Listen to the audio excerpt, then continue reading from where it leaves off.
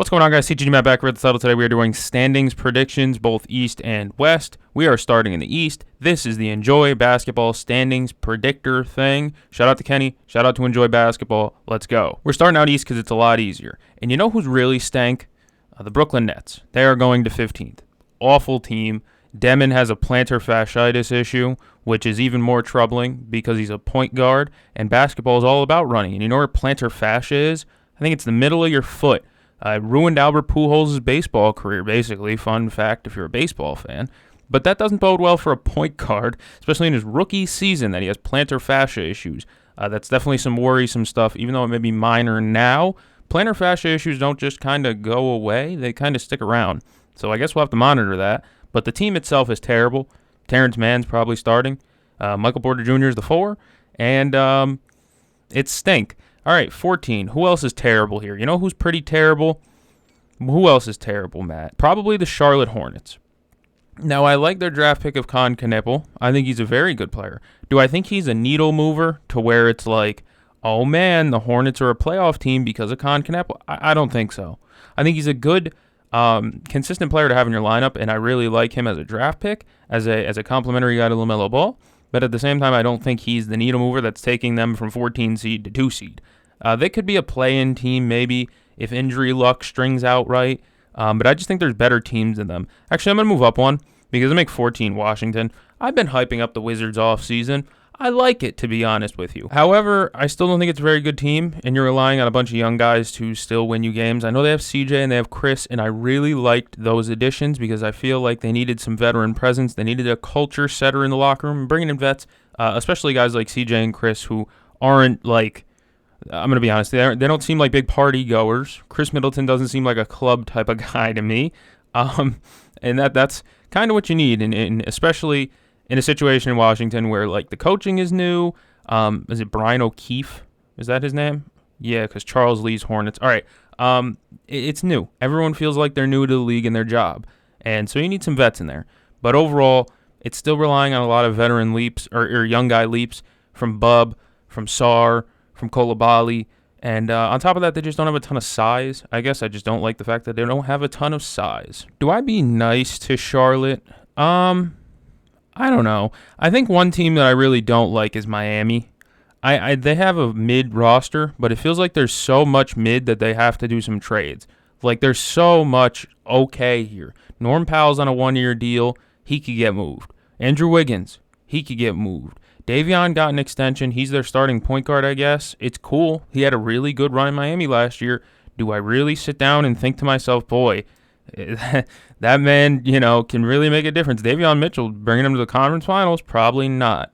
He's not a great shot creator for himself. But it's still just a bunch of all right players. I don't know. I'm not too high on them. Who else is down here? It's really hard to tell. I'm gonna have to go with Chicago. The toss-up here between 10 and 9 for me, because I'm going to put Indiana here.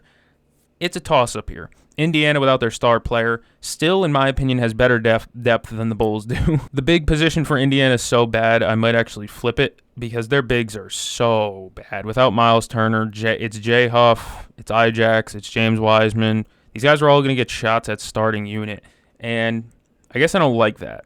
But do I like the Bulls that much more? I guess I'm arguing semantics over play-in spots. I'm gonna take the Bulls. I don't love it, but I think they play fast and they play fun enough. I think they can get the job done. Who else is gonna be down here, Matt? I think the Celtics will be a play-in team. 7 through 10 realistically doesn't matter all that much because you're a play-in team regardless. You're gonna end up playing in the tournament. I think the Celtics are a play-in team. Still have Jaylen Brown, still have Derek White, still have Peyton Pritchard. There's still a ton of talent there, but it's not the same, obviously. Their starting center is probably Neemias Queta. And while I like the nemesis, I don't think he's a starting center, even though he did look really good in Eurobasket. I'll give him credit with that. He looked really good in Eurobasket.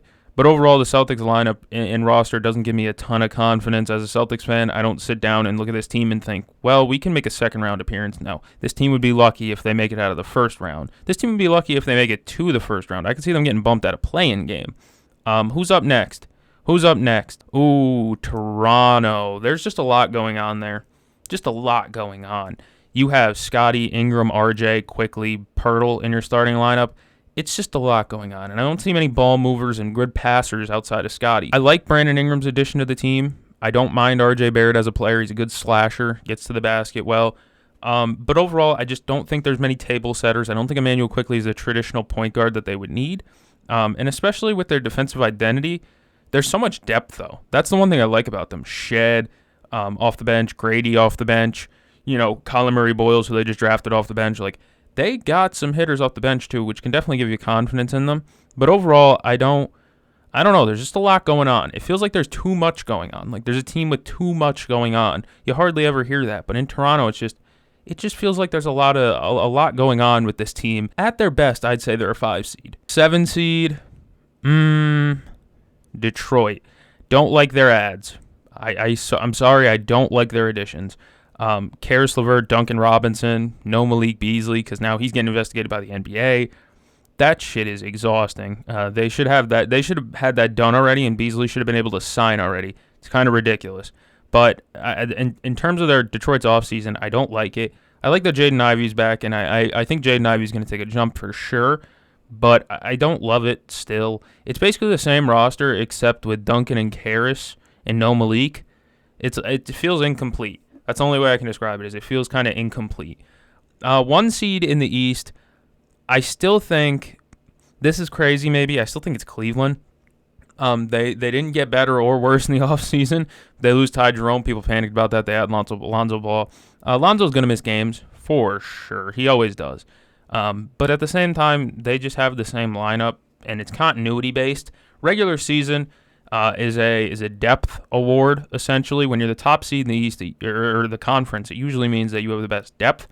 Playoffs means best starters. I think Cleveland has the depth and the ability to run through the regular season again. And if they get bumped again, they got to change some shit up. But as for right now, I still have the same confidence in them to be the 1 seed as last year. Number 2, give me the Knicks. I think the Knicks are better than last season, obviously. And I think it's a 2-horse race for the top of the East. Obviously, Cat was on Fallon last night. That was pretty cool. Good for Cat. He's getting that star recognition that he kind of deserved. Good for him. At 3, I'm going to go with, I don't really like a lot of it. I'm going to go with Orlando. I'm high on Orlando. Desmond Bane ad really gives me some confidence because he's not Kentavious Caldwell-Pope. Yeah, I don't mind Orlando, how they're built. Of course, Suggs being back really helps as well. Like, their starting lineup is really, really good. Suggs, Bane, Wagner, Banchero, Carter. That sounds terrific. On paper, it's terrific. If Mose can't put together a good offense out of this unit, I got to start asking questions, because you can pride yourself and be a great defensive team. But when your offense is like sub-middle of the pack, it becomes worrisome. And it all starts with jump shooting. Can they make a damn 3? And we've known that. And if they still can't do it at some point, I'm not saying Mose has to get fired, but I got to start looking at him like, you are underperforming with this roster if they do nothing this year. And especially if they're injury-free. Last year, Franz and Paolo missed time, and Suggs missed time. If they're healthy this year and they still can't get it done, I got to start looking at Mose a little bit crazy. 4 seed, it's Giannis. It's always Giannis. All roads lead to Giannis. You guys should know that by now. It's Giannis. He just wins games. Number 5, I'm going to take Philadelphia, and 6, Atlanta. I think that's fair. 5, Philadelphia is a bit aggressive, but I know health is a meme for the 76ers at this point. Guys miss time.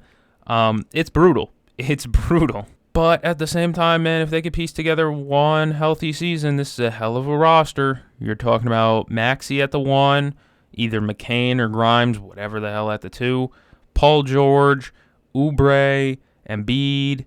Off the bench, you're still talking about McCain or Grimes, whichever one, because there's no way they start all 3 guards. That'd just be too small of a team. And then, like I said, off the bench, it's still pretty solid. Like, I like how Philly's built. And then Atlanta is the paper champions of the offseason. This is the most expectations Trae Young's had as a player, I feel like. Since he's come into the league, this is the best roster he's had. So, you know what I mean? Once the roster around the star builds, everyone starts to look at the star like, okay, they got you help. Do something with it. This is Trae Young's time to prove that he can be a winning player. And 6 seed's still low. It wouldn't be ideal for them. But at the same time, Porzingis ain't going to be healthy. I got a really weird feeling. Porzingis misses time. That's just always what he does. But thankfully, they have Onyeka Okongwu behind them. But, like, coming off surgery, Jalen Johnson, it's a little bit weird. And then it's like, where does Zach Risache fit into all this? He broke out at the end of last season, but that was on a team with nobody on it. Let's be honest. Keaton Wallace was getting big PT for them. You know what I mean? So I don't know. I feel like 6 is fair for them. I feel like these rankings are relatively fair. Let me know down below, fans of an Eastern Conference team, where did I go wrong? Because obviously, if you're a fan of the Heat, you're going to hate this. You know what? I'll be nice, Heat fans. Let's move you up to 11 because it really matters. No, in all reality, someone's going to get mad. Someone's got to get mad, man. It's standings. That's the East, though. Out west, south to the west. All right, number 1 seed in the West. I'm still just, it's still got to be, where are they? They didn't do anything different. They changed nothing. And I know the phrase, if you aren't getting better, you're getting worse. Well, I think, in my opinion, they are getting better. Because internal development-wise, Jalen Williams with a Y, J-Will, is getting better. He had their only triple-double last season. Wasn't that kind of fun? And then J-Dub is getting better. Plus, he got wrist surgery. Again, in the playoffs, you could see he couldn't make a damn jump shot. It's because his wrist was fried. And so he got surgery on that. Things are a little bit better on that front. And then in terms of like Chet Holmgren, still progressing as a player, I hope. Maybe he stagnates. Even if he stagnates, he's still a great player in his own right. You know, I just think OKC has so many facets too, where it's like, yeah, if Shea misses a month, it's going to suck. But they're still going to win a ton of games, man. Like, this is a competitive team with or without their star players, and I think that's something I really like about a team in the regular season. Can you survive stretches without your star player? And OKC is one of the few teams that I think really can. Number 2, Yoke. It's Yoke. Now, this is the best team they've had in a few years now. Not even close, like bar none. This is the best roster they've had around Jokic since the championship. My only question I had was, who's going to be this? Not the secondary ball handler, because main is Yoke, second is Jamal, but who after them can really get a bucket? Who after them do you trust to get the ball and say, all right, go get yours? Now, that might be a tough question to answer for some Nuggets fans, but me personally, I'm not saying I'm stopping answering that question, because Denver Nuggets young players' development have stalled in recent years. Julian Strawther, Peyton Watson, those guys need to get better. But the one guy that I'm like, watch out for, Siena, my local Siena's very own, Jalen Pickett. You look at the end of last season, during that final stretch of years, or of the year, the final stretch of games, and Jalen Pickett had some big games in there when Jamal was out. I remember they sat Jamal for like 2 games, and Jalen Pickett looked really good. Again, like I said, I can be wrong, and I probably will be wrong, because Denver Nuggets young players' development have stunted in the last few years. I think, again, Peyton Watson, he's supposed to be 3-and-D, and instead he's just the same player every year, just defense, and more defense, which is great. But, yeah, I'm really high on Jalen Pickett, despite him showing me almost nothing to be really high on, except for like a few game stretch at the end of last season. So I guess you could say I'm being optimistic about him, but in that same sense, I think he can do it. And then their role players around them, Cam, Valanciunas is a big ad. It's just such a decent team. It's so well built, and I think it's a team now where like Jokic can take a game off, hopefully, and they can still win. Can I be honest? The Houston Rockets were going to be number 3 in these standings until when I woke up yesterday in the morning and I saw Fred VanVleet blew his ACL and is done for the season. They were going to be my 3 seed pick. Now I'm just kind of floating around going, well, who else wants it? I think it'd be easier if I started from the bottom, then went there. Utah, 15, easy, awful team. Ace Bailey is not bringing them from the worst team in basketball to a play-in team. Sorry, Ace, I really love your game, but it's Utah. They're bad. All right, we're moving on. 14 seed, Phoenix. I know, I love Devin.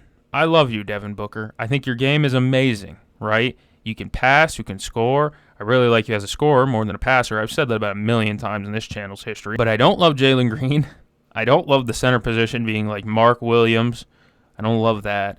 I like that they have some defensive intensity at the wing spots. Dylan Brooks, Ryan Dunn. Like, that's fun. Royce O'Neal's even a pretty decent defender. Like, I like their wing position. I think that they should trade. This is going to sound crazy, but I think that they should trade some of those pieces and look for a future build.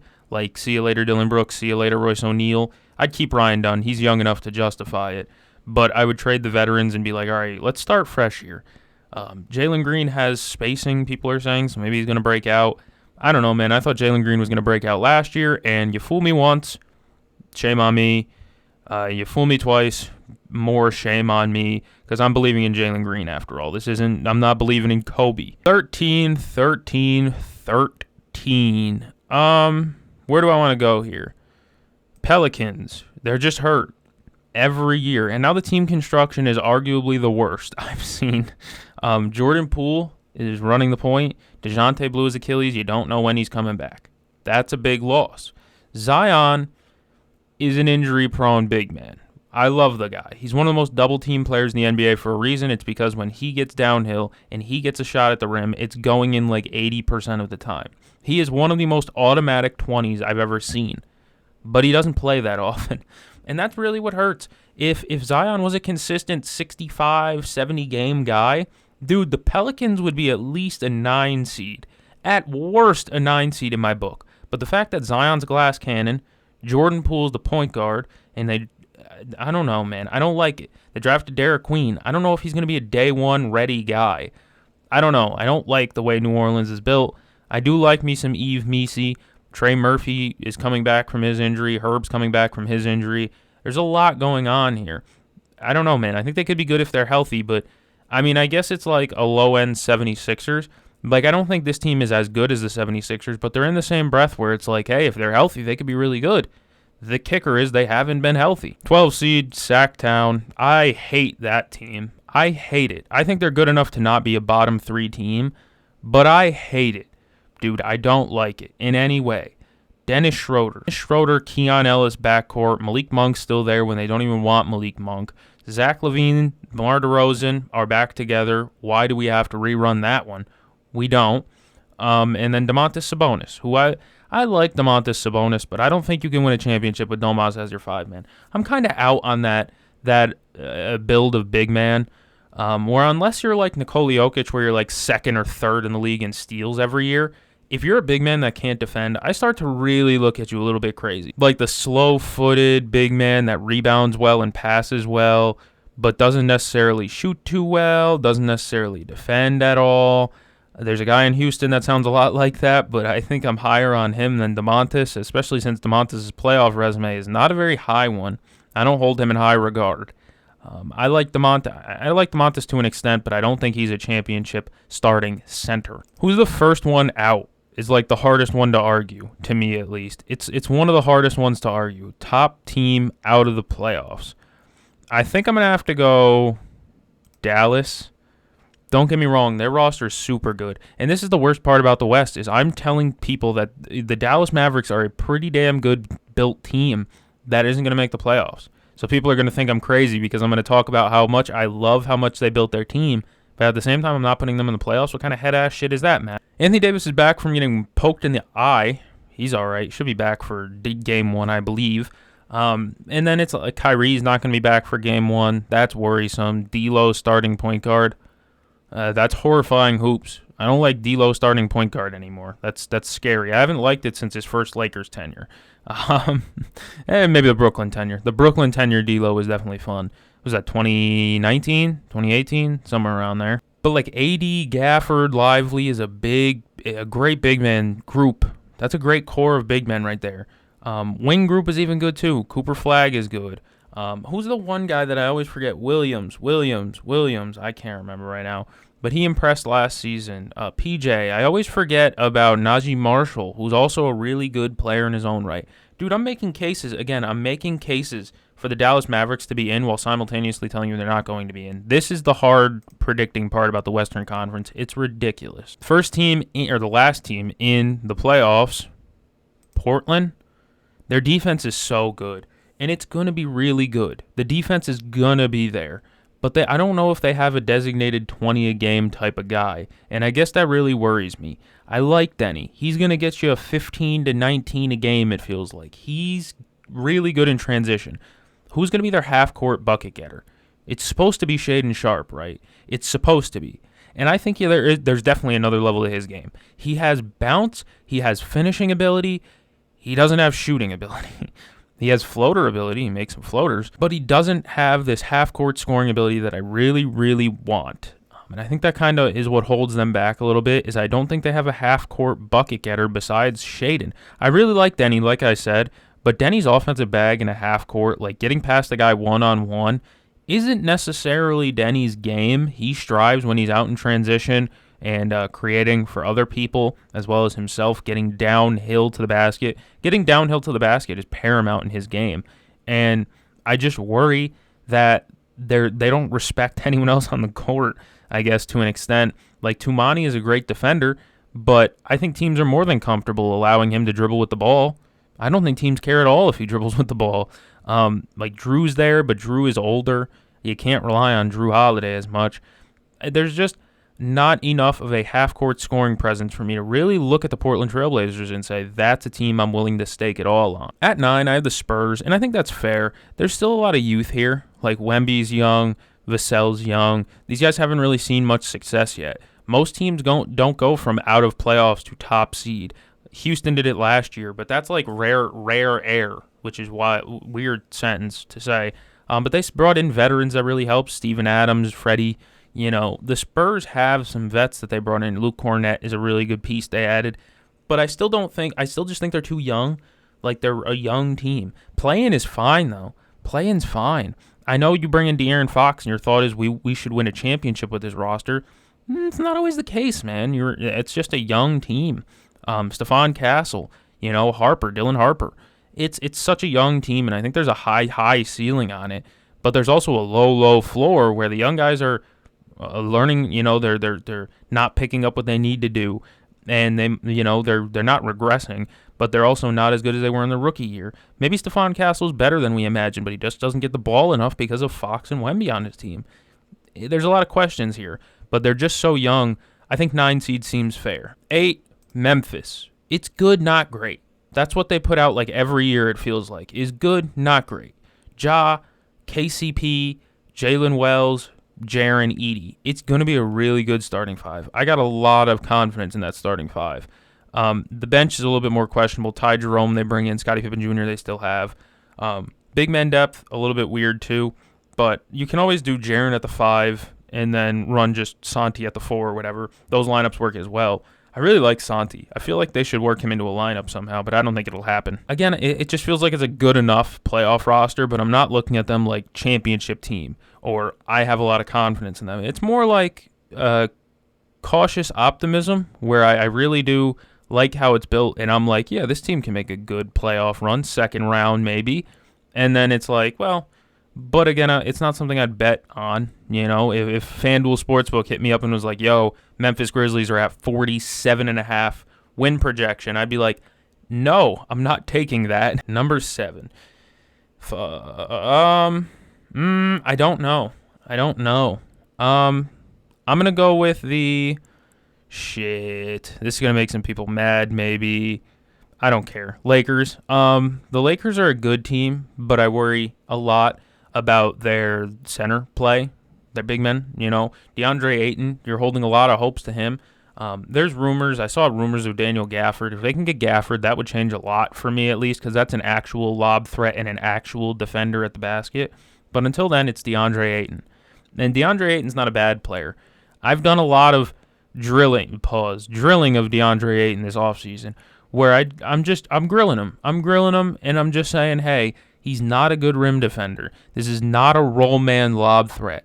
This is a guy who wants isolated post touches around the mid-range. This is a guy who wants to shoot fadeaways. This isn't a guy who's going to go up and dunk putbacks. I like DeAndre Ayton to some extent. He is a big guy. There's upside there. If he's charged up and he commits to being a team-first guy and says, hey, I'll do anything to win with this team, you'll get a good person. You'll get a good player out of him. But if it's like mid-season, the team's 500, he might get frustrated and say, hey, I think I deserve some post touches in here, coach. No, the fuck you don't. You play with Luka and Bron. Sit down in the dunker spot. Plus, like, wing depth, doesn't necessarily give me the best hopes. Losing DFS, I think, was bigger than we stated. They bring in Jake LaRavia. Oh, I don't care. Marcus Smart's good, but again, he's injured often, in and out of the lineup a lot. For like the last 3 years, he's been hurt consistently. I like it, but I don't love it. I think play-in's fair as a bottom thing. I know Luka can carry them a lot, but at the same time, Luka works best when he has a lob threat, and I don't think he really has one outside of like Jackson Hayes, who smells. Number 6, Houston. Fred's injury, that you could argue them in the play-in, and I wouldn't have a care in the world. If you said Lakers should be in the playoffs, Rockets should be in the play-in, sure. I wouldn't hate it, because this team would be so good with Fred VanVleet. They'd have been my 2-seed pick. I think I said that earlier in this video. They'd have been my 2-seed pick. And now, all of a sudden, I think they could hover out of the playoffs in general. Like, even, I'm not talking about miss the play-in. I mean, they can make they're probably going to be a play-in team. KD, Şengün, like, that's still pretty good. But I don't see the high end that I did when they had Fred. And I think that's fair to say. I like Reed Sheppard. Well, can I be honest? I've said I like a lot of players where I'm like, I like this guy. And then I proceed to say the downsides with him. I'll come right out and say it. I've never been a Reed Sheppard guy. I'm a Kentucky basketball fan. I watched a lot of Reed Sheppard. I've never been a Reed Sheppard guy. Why was he off the table in trade talks? I don't know. Is he going to be good enough to be the starting point guard this year? I don't think so, especially with the limited reps he got last year. I think there's room for him to join the lineup and to really help them out, talking about Reed Sheppard still. But I don't see the upside of a Fred VanVleet, and that bothers me so much, because this team right here would be Kevin Durant's best chance post-Brooklyn to win anything. And while I know it's fun to hate on Kevin Durant sometimes because he always claps back at criticism, it seems, I want to see him succeed one last time. I want to see him reach the mountaintop and be like, maybe Şengün's the best player on the team. Oh, well. But be a contributor and be maybe the leading scorer on a finals run with Freddie. Like, this would be the thing, the bow on top of Kevin Durant's career. And instead, it's just another team without a true point guard that can run the show with Kevin Durant on it. Last year in Phoenix, they didn't have a floor general point guard. They had Tyus Jones, who's not Fred VanVleet. Tyus Jones is respectable, but not Freddie, obviously. It's just another team that Kevin Durant's on with no true point guard. That shit makes me not even mad. It just kind of makes me sad. Sad is the better word. Number 3, Minnesota. They clicked at the end of last year in the regular season, and I think that's going to flow into next season. Julius Randle looked really good at the end of last season. Anthony Edwards, Jaden McDaniels. These guys all started to click. Naz Reid started to click at the end of last year. And I think this is a team that can win a ton in the regular season. Dillingham's going to get PT. I pray to God, bro, give Rob Dillingham PT Chris Finch. Please, Chris Finch, listen to us and give Rob Dillingham PT. With Mike Conley getting old, they need to find a replacement soon, and Dilly should be the guy. It just should be. You moved up to take him. Why not? And a plus on top of that, hopefully bulks up and, can become a neutral defender at least like Mike Conley. I think he's got a good mentor in there with Conley, bite. But I think Anthony Edwards is going to take not another leap, but just become better, more refined at his skill set, which is shooting 8 to 12 threes a game, which has worked well for him. And on top of that, it's just the same roster, and continuity does really well. And I really like Jalen Clark as well. Number 4, Clippers. Number 5, Warriors. Number 4, Clippers. I know it's old. They're old. But James Harden will make the playoffs one way or the other. He just does.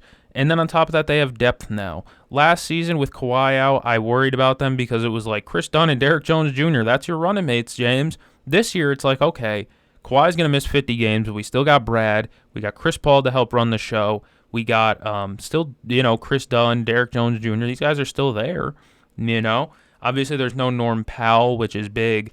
But I think Chris Paul and James Harden back together, that's fun for me. I love that. That was my favorite backcourt, maybe of all time, because I'm a big Chris Paul guy, and James Harden was my favorite player ever. Still will be my favorite player probably ever. I'm a Celtics fan, and I love James Harden. So that's got me hyped, and it gives me something to watch for. But, I think the Clippers, despite being old, are still just well-built. And I know this Kawhi thing is taking forever. Quite frankly, it's fucking ridiculous. I'm not saying it's ridiculous in the sense that this is a stupid investigation. No, I think it's a really closed door, slam shut, open shut case. And they're just like, I don't know what's going on. Everyone's playing dumb. And like Pablo Torre even said, there's not going to be a silver bullet you find where it's like, this is a contract that directly states this is an inside job. It's meant to circumvent the cap. There's no paperwork that says that, but it's implied. I don't think there's going to be a judgment. This feels like in an NBA game when there's a foul called and the other team challenges the foul call, and everyone watching the replay on TV or in the stadium is going, that's not a foul. This is going to be open and shut. They're going to reverse the call, and we're going to be back to normal. And then they take 30 minutes at the monitor, and then they come back and say the call is upheld, and everyone's like, what did they do for that 30 minutes? It's exactly what it feels like. It's not a witch hunt because it feels like the right thing to do. What's the point of having a cap if you're going to be able to circumvent it for free, like Ballmer probably did? But I don't know. For right now, it doesn't matter because Kawhi Leonard's still on the team and everything's the same. Golden State at 5. I didn't talk about them much. It's old. It's an old roster, but you still have Steph Curry, Jimmy Butler, Draymond Green. The blueprint's there for winning games. And on top of that, like they brought back Gary Payton. They're going to bring in Al Horford by the end of the week. Bobby Marks said, I think. So I have faith in that. Bring back Gary Payton. They do that every year. It's an annual tradition to sign Gary Payton again. And then I think they're bringing somebody else that I saw. DeAnthony Melton, maybe. They're bringing him back. I don't know. I can't remember. I think they're just an older team, but the blueprint's still there for them to win, and I think they'll do just fine. Let me know where you agree. Let me know where you disagree. There's probably going to be a lot more people disagreeing than agreeing in the comments, so I would love to read through that, leave through your interactions. If you've enjoyed, you should subscribe. Thank you for joining me. Position rankings are going to be back on the table soon. Power forwards coming soon. I'm going to go catch a game. See you guys in the next one.